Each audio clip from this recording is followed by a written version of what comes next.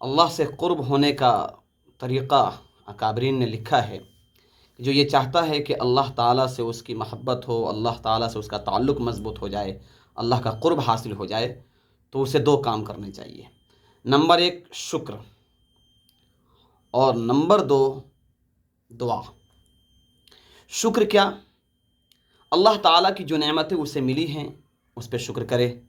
ہماری آنکھیں اللہ کی نعمت، ہمارے کان اللہ کی نعمت، ہمارے ناک اللہ کی نعمت، زبان اللہ کی نعمت، ہمارے جسم کا ایک ایک حصہ اللہ کی نعمت، ہمارے سانس اللہ کی نعمت۔ ہم جو کچھ کر رہے ہیں، جو کچھ ہمارے پاس ہے، سب اللہ کا دیا ہوا عطیہ ہے۔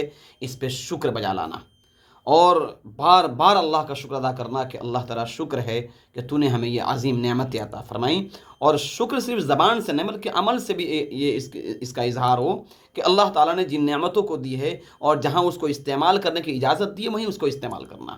اور نمبر دو چیز ہے کہ آدمی دعاؤں کا اہتمام کرے، اللہ تعالیٰ سے تمام حاجات کا، تمام ضروریاتوں کا اپنے اللہ سے مانگے، اللہ تعالیٰ سے دعا کرے، تو اللہ رب العزت اس کے تمام مسائل، مشکلات، پریشانیاں اللہ دور کر دیتے ہیں۔ پھر وہ بندہ جب عادی بن جاتا ہے شکر کا اور دعا کا، تو اللہ تعالیٰ کی قرب اسے نصیب ہوتی ہے اور اللہ کا قرب اسے ملتا ہے۔ پھر وہ بندہ اللہ کے ولیوں میں شامل ہو جاتا ہے، پھر اللہ تعالیٰ اسے جیسے جو مانگتا ہے اللہ اسے عطا فرما دیتے ہیں۔